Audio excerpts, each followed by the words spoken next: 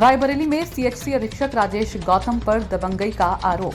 अपने ही विभाग के स्वीपर को सीएचसी अधीक्षक ने जमकर पीटा। स्वीपर ने सीएचसी अधीक्षक राजेश गौतम पर लगाए गंभीर आरोप। पीड़ित ने सीएमओ से की लिखित शिकायत। विवादों से पहले भी सुर्खियों में रह चुके हैं डॉक्टर राजेश गौतम। सरेनी सीएचसी का है पूरा मामला। भैया क्या नाम है आपका? जी हमारा नाम बाबूराम, पद का नाम स्वीपर है। हम यहाँ कार्यरत हैं और सिर्फ एक स्वीपर कर्मचारी है, जबकि 10 स्वीपरों की ज़रूरत है यहाँ, लेकिन एक स्वीपर काम करता है और काम का सामान नहीं देते हैं। काम का कोई सामान नहीं दिया, काम उपलब्ध सामान नहीं देते हैं, केवल हमको आदेश देते हैं कि काम करो, सफाई करो, सफाई का सामान नहीं देते हैं। ऐसे में कैसे मैं सफाई करूं? और दूसरी चीज़ ये है महोदय जी कि मैं आता हूं, जब ये कहते हैं यहाँ आओ, बड़ी बदतमीजी से बुलाते हैं, अबे इधर आ, तेरी माँ का, इस तरह से गाली दे के माँ की बुलाते हैं और कहते हैं कि ये काम कर। अब मैं ऐसी हालत में क्या करूं? करता हूं, जो हो सकता है वो करता हूं, जो सामान है उतने से ही कर सकता हूं। यहाँ पानी की व्यवस्था नहीं है, जो लैट्रिन में जाएगा वो शौचने के लिए उसको पानी की व्यवस्था नहीं है। बताओ, वो गंदी तो रहेगी नहीं।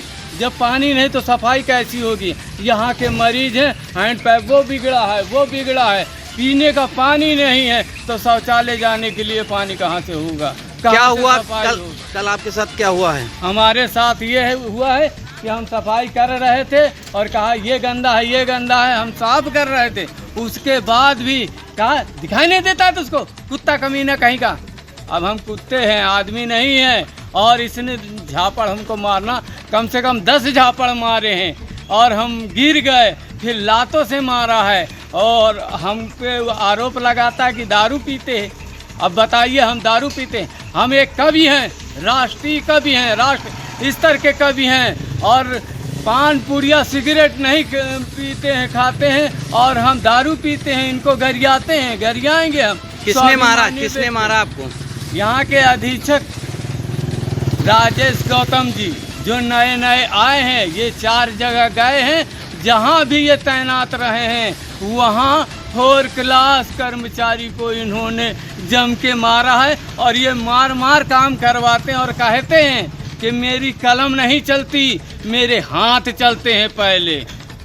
तो ये हैं हमारे अधिकारी। ऐसे अधिकारियों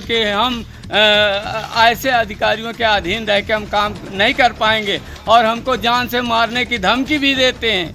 कहते हैं अगर मीडिया, पत्रकार या किसी से कुछ कहा तो हम तुमको जान से मार डालेंगे। अब हमारी जान खतरे में है, अब आप लोगों की जिम्मेदारी है